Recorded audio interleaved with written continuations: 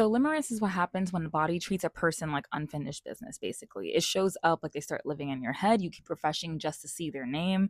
Guys, how many of us have been here? I'm going to put my hand up. I've been there. You replay tiny moments and you read the pauses, and your mood follows whether they lean in or withdraw. You've probably seen when you're in limerence, a person's distance can literally ruin your entire day because you are relying so heavily on that person to regulate you. So you know how you know how they say the body keeps score. This is definitely one of those instances. So this has roots like everything else. For a lot of us, home felt steady one day and it's distant the next. So you never really had a steady way of receiving love, probably. So I can relate to this.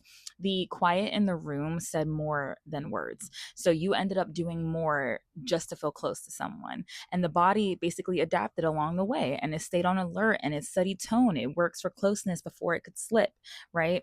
So when someone new brushes that old bruise that you have, your body is going to move fast. Eight plans are going to keep you hooked, probably. The tug doesn't really match the facts in front of you because it's pulling on the past behind you. The younger part of you is still waiting for steady love, and it thinks that this might be where it finally is going to receive that. And it's really tragic. And I feel so sad when I see people go through this because it is such a difficult thing to navigate, guys. I get it. I empathize completely.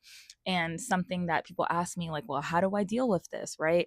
You, first of all, say it out loud. There's nothing wrong with that. Say, this is Limerence talking. This is not me. This is not my voice, right? That little girl, that little boy who experienced this, that is not the person who is here right now, right? You are in control. I want you to breathe and let your body settle. That is very difficult sometimes, but try to make that a thing for yourself. Look at the pattern over days, over weeks. Who shows up without being chased? That's a huge one. Who keeps their word? Right? Choose the people who are steady where you can breathe and be yourself. Because if you keep choosing people who are basically poking at this black and blue, is how I always say it, right? These wounds are like black and blues. If you choose a partner who's going to continually poke at that, yes, it is up to you ultimately to start healing this, right?